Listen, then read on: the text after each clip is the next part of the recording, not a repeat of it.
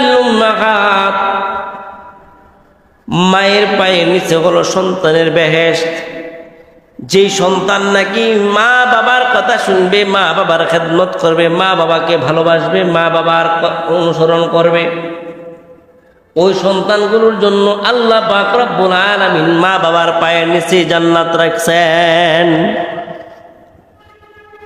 অন্য এক হাদিসের মধ্যে আল্লাহর নবী বলেন, যদি কোনো সন্তান মা বাবাকে সৎ নজরে একবার দেখে, একবার তাকায়, লক্ষ লক্ষ টাকা দিয়া হজ করেছেন, লক্ষ লক্ষ টাকা দিয়া হজ করার জন্য সৌদি আরব গেলেন, হজ করলেন, খুব তৃপ্তি অনুসারে হজ করলেন, বাইতুল্লাহর মধ্যে হাত লাগাইয়া কালা পাথরের মধ্যে চুম্বন করলেন, এরকম যত কিছু মনের ইচ্ছা ছিল সব কিছু করেছেন। আপনি মনে করেছেন যে আপনার দোয়া, আপনার জিয়ারত, আপনার হজ কবুল হয়ে গেছে, এটা আপনি মনে করতে পারেন, কিন্তু নাও হইতে পারে।